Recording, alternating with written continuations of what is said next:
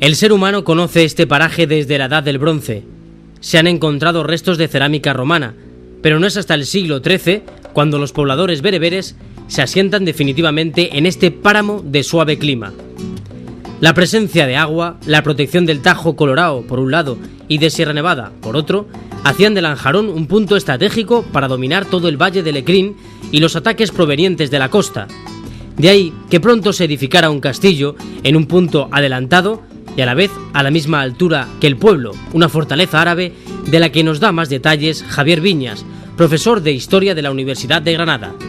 El castillo en realidad no tiene una excesiva importancia arquitectónica, pero tiene una historia muy interesante relacionada con la propia guerra de las Alpujarras. Fue uno de los sitios que se tuvieron que someter a los cristianos, y desde entonces prácticamente dejó de tener importancia. Es decir, no nos encontramos ante una fortaleza del tipo de la de Salobreña, que era muchísimo más importante, pero sí era ciertamente una llave en el acceso a la Alpujarra.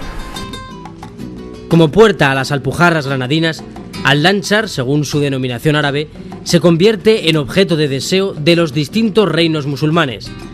Son los nazaríes los que defienden el enclave durante la Guerra de las Alpujarras.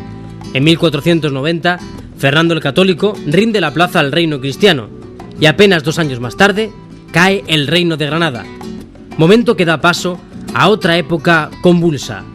Este pueblo entra en la historia con la caída del reino de Granada. Antes de ese momento era un enclave nazarí, un enclave además que tenía un cierto carácter estratégico porque era la puerta de acceso a la Taja de las Alpujarras.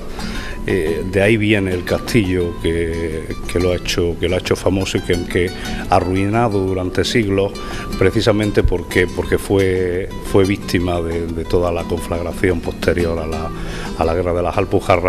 Ha sido restaurado recientemente. Realmente cuando empezamos a hablar de Lanjarón es a partir del siglo XVI, era el momento en que se concluye la guerra de las Alpujarras, se efectúa una repoblación con cristianos viejos y comienza a desarrollarse un mundo agrícola que va a ser el elemento más celebrado en la historia de este pueblo y en las propias descripciones que los viajeros a lo largo del siglo XIX van haciendo del territorio. Pero no será hasta finales del siglo XVIII cuando aparezca el elemento novedoso que van a ser precisamente las aguas medicinales. Pero antes, la confrontación entre las costumbres musulmanas y la de los repobladores castellanos dejaría su huella en varias rebeliones moriscas. La más dolorosa se produjo en 1568, cuando 16 pobladores cristianos que se habían refugiado en la iglesia perecieron tras un incendio provocado por los moriscos sublevados. Las tropas de Felipe II apaciguaron el término e iniciaron su repoblación.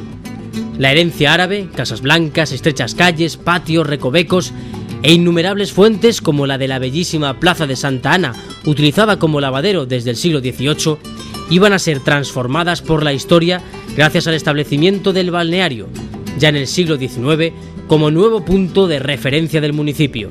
Los barrios originarios son barrios de carácter alpujarreño, con una arquitectura muy similar a la de los otros pueblos vecinos, pero siempre Lanjarón tuvo en realidad dos pueblos, un pueblo estable, configurado en torno a ese caserío de tipo alpujarreño, un pueblo agrícola, y por otro lado, a partir de San Roque, de lo que era la ermita de San Roque, se configura un pueblo balneario, un pueblo estacional, un pueblo más orientado al verano, donde la arquitectura ya es totalmente distinta. Es una arquitectura forjada fundamentalmente a lo largo del siglo XIX y el primer tercio del siglo XX, que está volcada hacia los servicios hosteleros.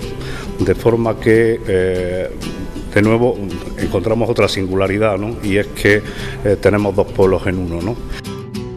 Así que nos encontramos ante dos Lanjarones.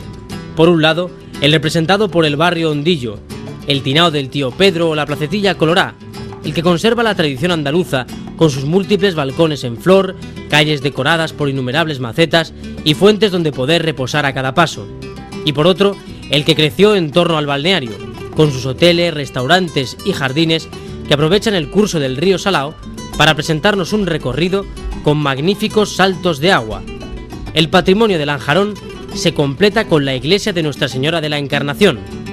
Su reconstrucción comenzó en el siglo XVII, pero mantiene su torre adosada de estilo mudéjar. En su interior, un magnífico retablo churrigueresco de José de Narváez que da cobijo a la pequeña talla de la Virgen de la Encarnación.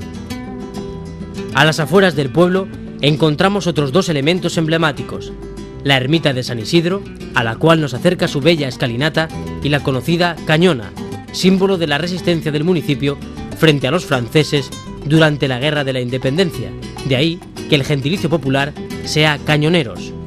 Como última referencia patrimonial, les invitamos a visitar el Museo del Agua, un edificio a la orilla del río que ha pasado de molino a lugar donde interpretar la importancia que tiene el agua para Lanjarón, vídeos, fotografías y espacios que nos invitan a escuchar la banda sonora del líquido elemento.